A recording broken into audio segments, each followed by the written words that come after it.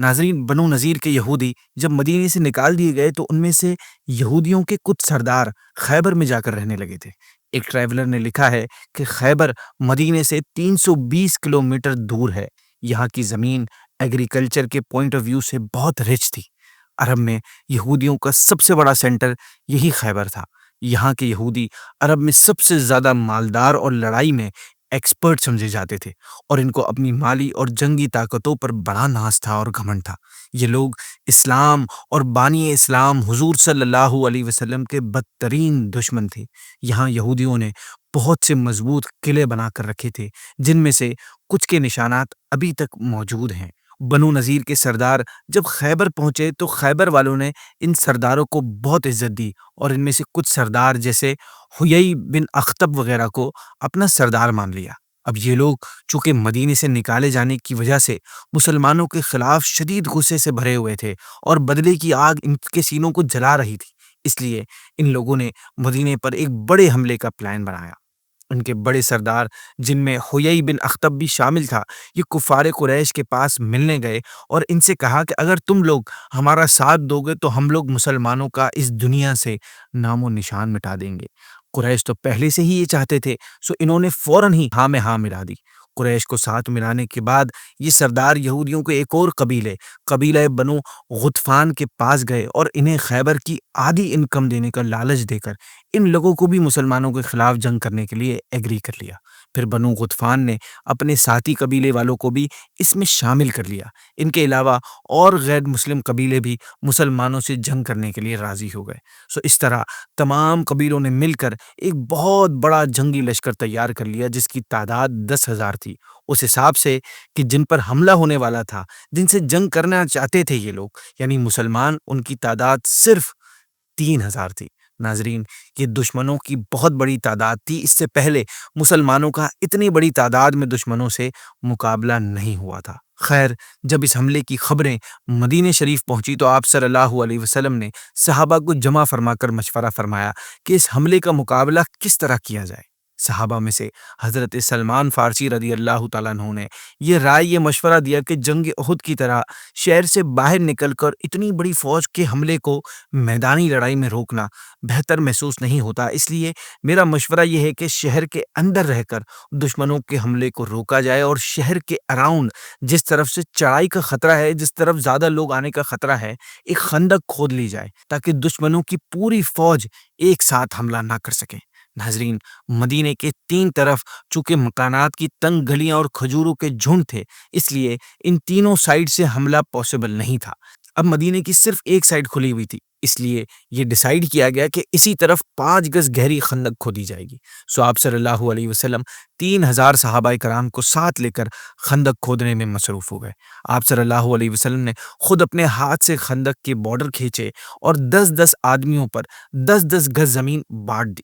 اس طرح تقریباً 20 دن میں جا کر یہ خندق تیار ہو گئی۔ آپ صلی اللہ علیہ وسلم نے یہ خندق تیار ہو جانے کے بعد عورتوں اور بچوں کو مدینے کے سیف قلعے میں جمع فرمایا، اور مدینے پر حضرت ابن ام مکتوم رضی اللہ تعالیٰ عنہ کو اپنا خلیفہ بنا کر 3,000 انصار اور مہاجرین کی فوج کے ساتھ آپ مدینے سے نکل کر ایک پہاڑ کے سائیڈ میں دامن میں ٹھہرے۔ پہاڑ آپ کی بیک پر تھا اور آپ کے سامنے خندق تھی۔ آپ صلی اللہ علیہ وسلم نے مہاجرین کا جھنڈا حضرت زید بن حارثہ رضی اللہ تعالیٰ عنہ کے ہاتھ میں دیا، اور انصار کا حضرت سعد بن عبادہ رضی اللہ تعالیٰ عنہ کے ہاتھ میں۔ اس پورے واقعے میں اور بہت سی باتیں ہیں، مگر میں زیادہ ڈیٹیل میں نہیں جا رہا کیونکہ ہمیں اس جنگ کے دوران بنو قریظہ کی غداری کے بارے میں اصل سننا ہے۔ خیر ناظرین، دشمنوں نے 10,000 کے لشکر کے ساتھ مسلمانوں پر حملہ بول دیا، اور تینوں طرف سے کافروں کا لشکر اتنی شدت سے مدینے پر ٹوٹ پڑا کہ شہر کی فضاؤں میں گرد و غبار کا طوفان اٹھ گیا۔ ناظرین، قبیلہ بنو قریظہ کے یہودی اب تک کسی کی سائیڈ پہ نہیں تھے، نہ تو مسلمانوں کی مدد کر رہے تھے، نہ ہی دشمنوں کی کسی طرح سپورٹ کر رہے تھے، لیکن پھر بنو نذیر کے یہودیوں نے ان کو بھی اپنے ساتھ ملا کر مسلمانوں کے خلاف لشکر میں شامل کر لینے کی کوششیں سٹارٹ کر دی۔ اس مقصد کے لیے بنو نذیر کا سردار حیی بن اخطب قریش کے مشورے سے بنو قریظہ کے سردار کعب بن اسد کے پاس پہنچا۔ پہلے تو کعب نے اپنا دروازہ ہی نہیں کھولا اور کہا کہ ہم نے محمد کے ساتھ ایگریمنٹ کیا ہے صلی اللہ علیہ وسلم، اور ہم نے ان کو ہمیشہ اپنے وعدے کا پابند پایا ہے، اس لیے ہم بھی ان سے وعدہ توڑنا اچھا نہیں سمجھتے۔ مگر پھر حیی بن اخطب نے جب اسے سپورٹر قبیلوں اور مسلمانوں کے خلاف لڑنے والوں کی تعداد کے بارے میں بتا کر اسے بہت زیادہ انسسٹ کیا تو وہ بالآخر معاہدہ توڑ کر مسلمانوں کے ساتھ غداری کرنے پر ایگری ہو گیا اور دشمنوں کے ساتھ فائنلی مل گیا۔ بنو قریظہ نے جب معاہدہ توڑ دیا تو اس پر قریش بہت خوش ہوئے، انہیں اب اپنی جیت اور زیادہ آسان اور پاسبل لگنے لگی تھی، لیکن وہ یہ نہیں جانتے تھے کہ مسلمانوں کی فتح، ان کی جیت لڑنے والوں کی تعداد سے نہیں بلکہ اللہ کے فضل اور اس کی مدد سے ملتی ہے۔ خیر ناظرین، نبی کریم صلی اللہ علیہ وسلم کو جب بنو قریظہ کی اس غداری کے بارے میں پتہ چلا تو آپ نے اس بات کو کنفرم کرنے کے لیے حضرت سعد بن معاذ اور حضرت سعد بن عبادہ رضی اللہ تعالی عنہما کو بنو قریظہ کے پاس بھیجا۔ جب یہ دونوں صحابہ کرام وہاں پہنچے تو معلوم ہوا کہ خبر سچی تھی اور واقعی بنو قریظہ نے معاہدہ توڑ دیا ہے، ایگریمنٹ توڑ دیا ہے۔ جب ان دونوں صحابہ نے بنو قریظہ کو ان کا ایگریمنٹ یاد دلایا تو ان بدبخت یہودیوں نے انتہائی بے حیائی کے ساتھ یہاں تک کہہ دیا کہ ہم کچھ نہیں جانتے کہ محمد کون ہے اور معاہدہ کس کو کہتے ہیں صلی اللہ علیہ وسلم۔ وہ صاف مکر گئے کہ ہمارا مسلمانوں کے ساتھ کوئی معاہدہ ہوا ہی نہیں تھا۔ یہ سن کر دونوں صحابہ وہاں سے واپس آ گئے اور سارے معاملے کے بارے میں آپ صلی اللہ علیہ وسلم کو بتایا۔ جب آپ نے بنو قریظہ کے اس ایٹیٹیوڈ کے بارے میں سنا تو آپ نے بلند آواز سے اللہ اکبر کا نعرہ لگایا اور فرمایا کہ مسلمانوں، تم اس سے نہ گھبراؤ اور نہ اس کا غم کرو، اس میں تمہارے لیے خوشخبری ہے۔ 10,000 دشمنوں کا لشکر، اب ان میں بنو قریظہ کے یہودی بھی شامل ہو گئے۔ ناظرین، آپ مسلمانوں کی مشکل کا اس وقت اندازہ لگائیں کہ ان میں بچے بھی ہیں، بوڑھے بھی ہیں، خواتین بھی ہیں، بیمار بھی ہیں، اور حالات ایسے تھے کہ دشمنوں نے مدینے کا اتنا سخت محاصرہ کر لیا تھا کہ مدینے کے اندر، مدینے کے باہر سے ایک گیہوں کا دانہ اور ایک قطرہ پانی تک جانا پاسبل نہیں تھا۔ صحابہ کرام ان مشکلوں سے بہت زیادہ پریشان تھے مگر ان کے دل ایمان سے بھرے ہوئے تھے۔ ناظرین، حالات کیسے بھی ہوں، کتنے ہی مشکل کیوں نہ ہوں، ایک مسلمان کو اپنے اللہ پر یقین ہونا چاہیے کہ اس کا اللہ سب سے بڑا ہے اور اسے برے حالات سے نکالنے کی قدرت رکھتا ہے۔ وہاں بھی ایسا ہی ہوا۔ اللہ کی مدد اس صورت میں آئی کہ ایک صحابی رسول حضرت نعیم بن مسعود رضی اللہ تعالیٰ عنہ، یہ قبیلہ غطفان کے بہت ہی عزت دار سردار تھے اور قریش اور یہود دونوں ان کو پورا بھروسہ تھا ان پر۔ انہوں نے اسلام قبول کر لیا تھا لیکن کفار کو ان کے اسلام کے بارے میں ابھی تک معلوم نہیں تھا۔ انہوں نے آپ صلی اللہ علیہ وسلم کے پاس آ کر یہ مشورہ دیا کہ یا رسول اللہ، اگر آپ مجھے اجازت دیں تو میں یہود اور قریش دونوں کے پاس جا کر ایسی باتیں کرتا ہوں کہ دونوں میں پھوٹ پڑ جائے، یعنی دونوں ایک دوسرے کے خلاف ہو جائیں۔ ناظرین، یہ ایک اسٹریٹجی تھی اور جنگوں میں اس طرح ہوتا ہے۔ جنگ میں دشمن کو دھوکہ دینے کے لیے جھوٹ بولنا جائز ہے، جیسا کہ حضور صلی اللہ علیہ وسلم نے خود فرمایا کہ جنگ کہتے ہی دھوکہ دینے اور چال چلنے کو ہیں۔ یہی وجہ ہے کہ آپ نے اس کی اجازت عطا فرمائی۔ سو وہ گئے اور انہوں نے یہی کیا۔ وہ یہود اور قریش دونوں کے پاس باری باری گئے اور ان کے پاس جا کر ایسی باتیں کی کہ دونوں کا ایک دوسرے سے بھروسہ اٹھ گیا۔ وہ ایک دوسرے کی لائلٹی کو لے کر شک میں پڑ گئے اور اس طرح یہود اور قریش کے درمیان پھوٹ پڑ گئی۔ ہوا یہ کہ آپ رضی اللہ تعالیٰ عنہ پہلے یہودیوں کے پاس گئے اور ان سے کہا کہ وہ قریش اور بنو غطفان سے ان کے کچھ بڑے لوگوں کو گارنٹی کے طور پر مانگے۔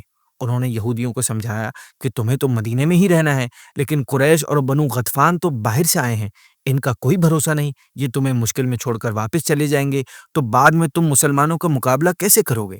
یہاں پر یہودیوں کو یہ کہنے کے بعد آپ قریش اور بنو غطفان کے پاس پہنچے اور انہیں شک میں ڈالنے کی کوشش کی۔ ان سے کہا کہ یہودی تمہیں دھوکہ دینے والے ہیں، وہ محمد صلی اللہ علیہ وسلم سے چھپ کر معاہدہ کر چکے ہیں، وہ تم سے تمہارے کچھ بڑے سرداروں کو مانگیں گے گارنٹی کے طور پر اور پھر انہیں قتل کرنے کے لیے محمد صلی اللہ علیہ وسلم کے حوالے کر دیں گے، اس لیے ان کی چال میں مت پھنسنا۔ یہ ان کی ایک چال ہے ناظرین، یہ سن کر قریش اور بنو غطفان کا یہودیوں سے بھروسہ اٹھ گیا، اور حضرت نعیم کی بات پر انہیں اس وقت مکمل یقین ہو گیا جب بنو قریظہ نے آپ رضی اللہ تعالیٰ عنہ کی باتوں پر عمل کر کے ان سے گارنٹی کے لیے سردار مانگے۔ خیر، اس طرح دشمنوں کے لشکر میں آپس میں بد اعتمادی پیدا ہو گئی اور ایک دوسرے پہ غداری کا الزام لگانے لگے۔ اس طرح حضرت نعیم بن مسعود رضی اللہ تعالیٰ عنہ کی اسٹریٹجی سے کفار کا اتحاد ٹوٹ گیا اور ان کے درمیان اختلافات بڑھنے لگ گئے۔ قریش کے سردار شدید سردی کے موسم، اتنا لمبا محاصرہ اور فوج کا راشن ختم ہونے کی وجہ سے ویسے ہی پریشان تھے، پلس جب یہودیوں سے بھروسہ اٹھا تو ان کا حوصلہ اور ہمت مزید کم ہو گئی۔ اس سب کے باوجود تھوڑی بہت جو ہمت بچی تھی وہ اس طرح ختم ہوئی کہ اللہ پاک کی طرف سے ایسٹ کی جانب سے ایسا خطرناک ہوا کا طوفان آیا، ایسی آندھی چلی کہ ان کی دیگیں چولوں پر سے پلٹ گئی، ان کے خیمے اکھڑ کر اڑ گئے اور ان پر ایسا خوف طاری ہوا کہ اب وہاں سے بھاگ جانے کے علاوہ انہیں کوئی اور راستہ دکھائی نہیں دیا۔ قریش کی فوج نے یہ اعلان ہو گیا کہ راشن ختم ہو چکا، موسم انتہائی خراب ہے، یہودیوں نے ہمارا ساتھ بھی چھوڑ دیا ہے، اس وجہ سے اب مسلمانوں کا محاصرہ جاری رکھنا بیکار ہے۔ یہ کہہ کر وہاں سے نکل جانے کا نکارہ بجا اور قریش وہاں سے بھاگ نکلے۔ یہ حالت دیکھ کر قبیلہ غطفان کا لشکر بھی وہاں سے چل دیا۔ غدار بنو قریظہ بھی محاصرہ چھوڑ کر اپنے قلعوں میں چلے آئے۔ اس طرح اللہ پاک نے جنگ خندق میں مسلمانوں کی مدد فرمائی۔ ناظرین، قریش اور دوسرے یہودی تو جا چکے تھے، مگر غداروں کا حساب ہونا باقی تھا۔ ابھی آپ صلی اللہ علیہ وسلم جنگ خندق سے فارغ ہو کر اپنے مکان میں تشریف لا ہی تھے اور ہتھیار اتار کر غسل فرمایا ہی تھا، ابھی اطمینان کے ساتھ بیٹھے بھی نہ تھے کہ اچانک حضرت جبریل علیہ السلام تشریف لائے اور آپ سے عرض کی، یا رسول اللہ صلی اللہ علیہ وسلم، آپ نے ہتھیار اتار دیا لیکن ہم فرشتوں کی جماعت نے ابھی تک ہتھیار نہیں اتارے ہیں۔ اللہ پاک کا یہ حکم ہے کہ آپ بنو قریظہ کی طرف چلیں، کیونکہ ان لوگوں نے معاہدہ توڑ کر اعلانیہ جنگ خندق میں کفار کا ساتھ مل کر مدینے پر حملہ کیا ہے۔ سو ناظرین، آپ صلی اللہ علیہ وسلم نے اعلان کر دیا کہ لوگ ابھی ہتھیار نہ اتاریں اور بنو قریظہ کی طرف چلیں۔ آپ صلی اللہ علیہ وسلم خود بھی ہتھیار ساتھ لیے اپنے گھوڑے پہ سوار ہو کر لشکر کے ساتھ بنو قریظہ کی طرف تشریف لے گئے۔ بنو قریظہ کو بھی اپنی غداری کے بعد اندازہ ہو گیا تھا کہ آگے کیا ہونے والا ہے، اس لیے وہ بھی مسلمانوں سے جنگ کے لیے بالکل تیار تھے۔ سو جب حضرت علی رضی اللہ تعالیٰ عنہ ان کے قلعے کے پاس پہنچے تو ان ظالم اور غدار یہودیوں نے آپ صلی اللہ علیہ وسلم کی شان میں گستاخانہ باتیں کی، جس کے بعد آپ صلی اللہ علیہ وسلم نے ان کے قلعوں کا محاصرہ فرما لیا، یعنی ان کے قلعے چاروں طرف سے مسلمانوں نے گھیر لیے۔ تقریباً 1 مہینے تک یہ محاصرہ جاری رہا۔ پھر بالآخر یہودیوں نے تنگ آ کر یہ درخواست کی کہ بنو اوس کے سردار حضرت سعد بن معاذ رضی اللہ تعالیٰ عنہ ہمارے بارے میں جو فیصلہ کر دیں گے وہ ہمیں منظور ہے۔ ناظرین، یہودیوں نے آپ رضی اللہ تعالیٰ عنہ کا نام اس لیے لیا تھا کہ ان کا خیال تھا کہ سعد بن معاذ قبیلہ بنو اوس کے سردار ہیں اور اس قبیلے سے ہمارے پرانے دوستانہ تعلقات ہیں، اس لیے وہ ہمارے حق میں اور ہمارے فائدے والا فیصلہ دیں گے۔ حضرت سعد بن معاذ رضی اللہ تعالیٰ عنہ جنگ خندق میں ایک تیر لگنے کی وجہ سے بری طرح زخمی تھے، مگر اسی حالت میں آپ اپنی سواری پر سوار ہو کر بنو قریظہ کے پاس پہنچے اور ان کے بارے میں یہ فیصلہ فرمایا کہ لڑنے والی فوجوں کو قتل کر دیا جائے، عورتیں اور بچوں کو قیدی بنا لیا جائے اور یہودیوں کا مال و اسباب مال غنیمت بنا کر مسلمان سپاہیوں میں بانٹ دیا جائے۔ نبی کریم صلی اللہ علیہ وسلم نے آپ کا یہ فیصلہ سن کر فرمایا کہ یقیناً تم نے ان یہودیوں کے بارے میں وہی فیصلہ سنایا ہے جو اللہ کا فیصلہ ہے۔ ناظرین، اس فیصلے پر عمل کرنے کے بعد مدینے سے یہودی مکمل طور پر ختم ہو گئے، اس طور پر کہ ان کے تینوں بڑے قبیلے اپنے دھوکہ دہی غداری کی وجہ سے ایک ایک کر کے اپنے انجام کو پہنچ گئے اور مدینے ان کے شر، فساد اور سازشوں سے ہمیشہ کے لیے محفوظ ہو گیا۔ یہودیوں کا سردار حیی بن اخطب جب سزا کے لیے لایا گیا تو اس نے مرنے سے پہلے یہ الفاظ کہے کہ اے محمد صلی اللہ علیہ وسلم، خدا کی قسم مجھے اس بات کا ذرا افسوس نہیں کہ میں نے کیوں تم سے دشمنی کی، لیکن حقیقت یہ ہے کہ جو خدا کو چھوڑ دیتا ہے خدا بھی اس کو چھوڑ دیتا ہے۔ لوگوں، خدا کے حکم پر عمل کرنے میں کوئی حرج نہیں۔ بنو قریظہ کا قتل ہونا یہ ایک حکم الہی تھا، یہ توریت میں لکھا ہوا تھا، یہ ایک سزا تھی جو خدا نے بنی اسرائیل پر لکھی تھی۔ ناظرین، یہ حیی بن اخطب وہی بد نصیب ہے کہ جب یہ مدینے سے جلا وطن ہو کر خیبر جا رہا تھا تو اس نے یہ معاہدہ کیا تھا، یہ کانٹریکٹ کیا تھا کہ رسول اللہ صلی اللہ علیہ وسلم کے ساتھ جنگ کرنے پر کسی کو مدد نہ دوں گا، اور اس وعدے پر اس نے خدا کو ضامن بنایا تھا۔ لیکن جنگ خندق کے موقع پر اس نے اس معاہدے کو کس طرح توڑ ڈالا کہ یہ آپ سن چکے کہ اس ظالم نے خود تمام عرب کے پاس دورہ کر کے سب کو مدینے پر حملہ کرنے کے لیے ابھارا، پھر بنو قریظہ کو بھی معاہدہ توڑنے پر اکسایا، پھر خود جنگ خندق میں کفار کے ساتھ مل کر لڑائی میں شامل ہوا، پر اتنی کوششوں کے باوجود بھی مسلمانوں کو تو نہ مٹا سکا، لیکن خود اپنے انجام کو پہنچ کر رہتی دنیا کے لیے ایک سبق اور ایک مثال بن گیا، ایک لیسن بن گیا۔